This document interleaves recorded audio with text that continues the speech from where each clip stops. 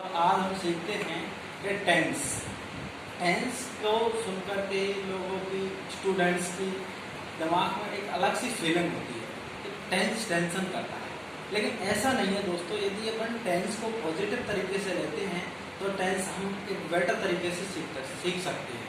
Tense को सीखने के लिए हमें ज़्यादा कोई ज़रूरत नहीं है।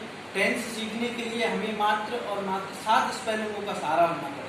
यदि हम पर मात्र 7 स्पेलिंग यदि सीख गए तो हम टेंस की जनरल इंफॉर्मेशन के बारे में हम सीख जाएंगे कि टेंस के पार्ट्स कैसे बनाएंगे और टेंस कैसे होते हैं, क्या क्या टेंस होते हैं। तो चलो आओ दोस्तों, हम चालू करते हैं टेंस। पहली स्पेलिंग होती है टेंस।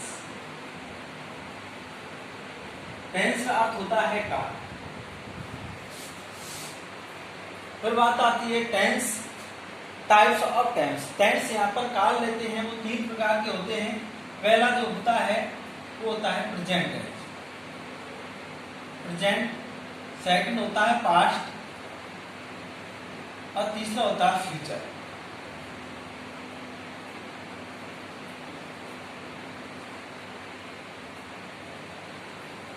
लेकिन यदि बात करते हैं ग्रामेटिकल दृष्टि से तो दोस्तों टेंस ये 2 ही होते हैं, प्रेजेंट और पास्ट। फ्यूचर टेंस है, ये फ्यूचर टेंस को केवल पढ़ते हैं और वैसे काम में आता है। ये डायरेक्ट इनडायरेक्ट पढ़ते हैं तो प्रेजेंट और पास्ट के ही बनते हैं और फ्यूचर के नहीं बनते हैं। जैसे कि आप डिटरमिनेशन पढ़ोगे तो सॉरी नरेशन पढ़ोगे तो आपको प्रेजेंट और पास्ट के अंदर ही आते हैं।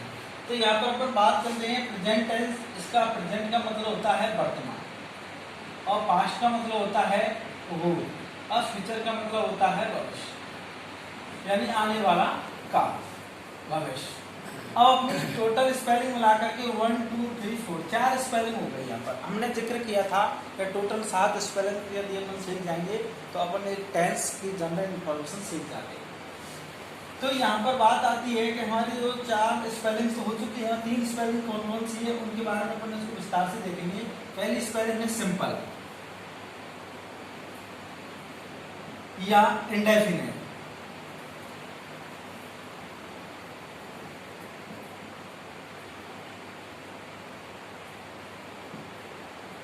इंडेफिनिट। दूसरी बोलते हैं कंटिन्यूअस।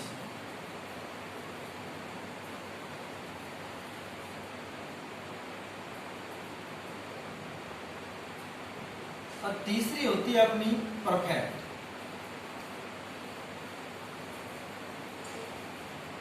अब यहाँ पर 4 स्पेलिंग है, 1 2 3 4 5 6 और 7। यहाँ पर टोटल है 7 स्पेलिंगों का जो जिक्र किया तो हमने आपके सामने दिखा दिए। अब इसके विस्तार के बारे में उसको आगे से देखते हैं कि कैसे क्या है। और उसका तीसरी जो चौथी ब्रांचेज बनती है, प्रत्येक टेंस की 3 शाखा होती है, सिंपल होती है, कंटिन्यूअस होती है और परफेक्ट होती है। अब 3 होती है, 3 को मिला करके 2 को मिला करके चौथी बनती है, इसे परफेक्ट कंटिन्यूअस। Perfect continuous. अब यहाँ पर बात करते हैं कि प्रेजेंट का हिंदी अर्थ हो गया वर्तमान, पास्ट का अर्थ हो गया भूतकाल और फ्यूचर का अर्थ हो गया भविष्य। तो प्रेजेंट का जो पहचान होती है वो होती है हा ही। और भूत की पहचान होती है था, थे, थे। और भविष्य की पहचान होती है गा, गे, गी। यहाँ पर जिक्र करते हैं प्रेजेंट, पास्ट और फ्यूचर।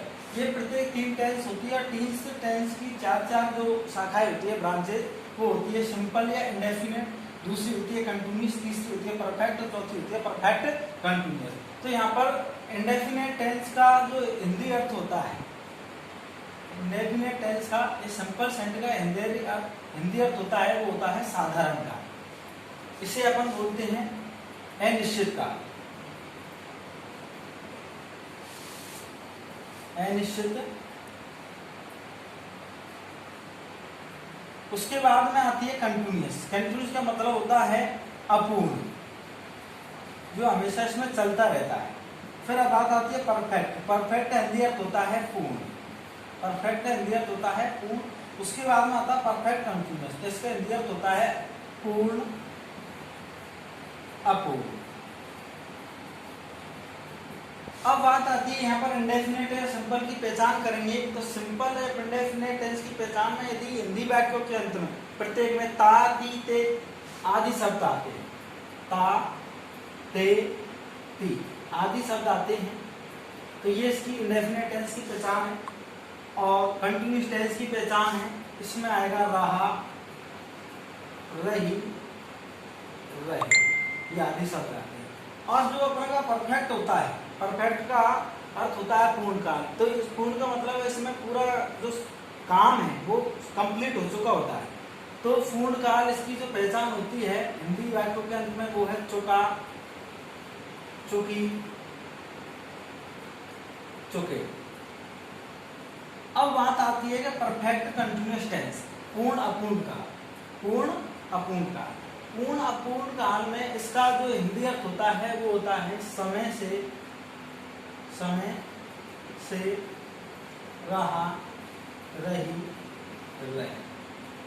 अब ये चाहे कोई सा भी टेंस होना, चाहे प्रेजेंट का पढ़ो, चाहे पास्ट का पढ़ो, चाहे फ्यूचर का पढ़ो। यदि अपन प्रेजेंट टेंस का पढ़ेंगे तो प्रेजेंट टेंस के साथ में यदि अपन इंडेफिनिट जोड़ेंगे, जैसे हमने पढ़ा प्रेजेंट इंडेफिनिट, हमने पढ़ा प्रेजेंट इंडेफिनिट टेंस। तो प्रेजेंट इंडेफिनिट टेंस है तो प्रेजेंट की पहचान है और इंडेफिनिट टेंस की ये पहचान था। और टेंस का मतलब होता है काल। तो इसका हिंदी अर्थ हो गया, प्रेजेंट का मतलब हिंदी अर्थ हो गया वर्तमान, इंडेफिनिट का मतलब होता है अनिश्चित। तो वर्तमान अनिश्चित काल, इसका अर्थ हो गया वर्तमान अनिश्चित काल। भाई प्रेजेंट का अर्थ हो गया यहाँ पर वर्तमान और इंडेफिनिट का अर्थ हो गया अनिश्चित और टेंस का अर्थ हो गया काल। तो इसको बोलेंगे वर्तमान अनिश्चित काल। यदि इसकी अपन बात करते हैं तो इसकी जो पहचान होती है, इंट्रोडक्शन यदि करते हैं तो इसकी पहचान होती है, तो यहाँ पर वर्तमान की पहचान है और इसकी इंडेफिनिट टेंस की पहचान है ता। तो इसका हिंदी अर्थ में हो जाएगा ता है, ती है, के है, ये शब्द आते हैं। अब इसी प्रकार से यदि अपन बात करते हैं यहाँ पर कि माना कि प्रेजेंट की बात करेंगे टोटल, तो प्रेजेंट कंटिन्यूअस टेंस अपन पढ़ेंगे यहाँ पर। तो अब थोड़ा सा अपना बोर्ड है इसको मैं क्लियर करता हूँ, फिर आपको मैं पूरे इसके बारे में बताऊंगा। स्टॉप।